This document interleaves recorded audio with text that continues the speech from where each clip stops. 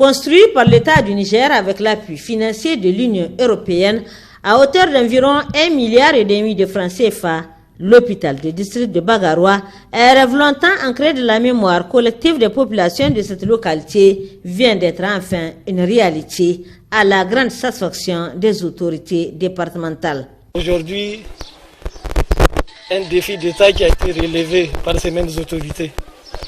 Vous savez que Bagaroua est au carrefour de plusieurs coins qui sont importants.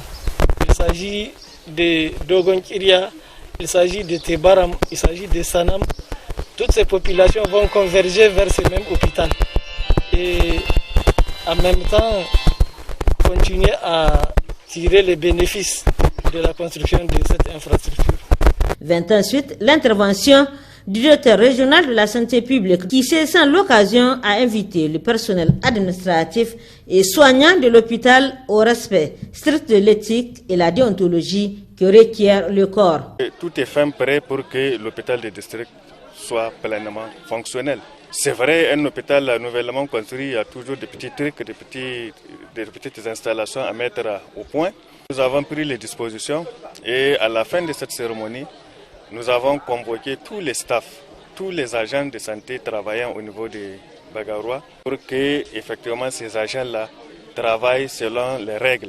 Cette infrastructure, à l'image de celle des autres départements de la région, dotée de matériel sophistiqué et un personnel qualifié en quantité suffisante, pourra, sans aucun doute, satisfaire les besoins des populations du département de Bagaroua. Tous les équipements sont installés.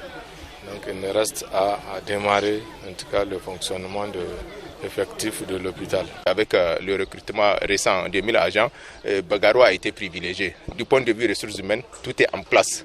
Il suffit tout simplement maintenant de les accompagner et de mettre l'accent maintenant dorénavant sur la formation du personnel pour qu'ils puissent dispenser des soins de qualité. Immense fut la joie des bénéficiaires qui, par la voix de leurs représentants, ont tenu à exprimer leur gratitude et reconnaissance à l'endroit des autorités de la 7e République pour toutes ces actions visant l'amélioration de leurs conditions de vie. Notons auparavant l'intervention du maire de la commune rurale de Bagaroua, suivie de celle du représentant du chef de canton d'Ilela, qui ont, au-delà des remerciements adressés au gouvernement nigérien, tenu à remercier les partenaires techniques et financiers, particulièrement l'Union européenne, pour avoir financé ce joyau. Un joyau qui doit être entretenu dans l'intérêt de tous et qui a été visité 2 fois en comble par le préfet et la délégation qui l'accompagne.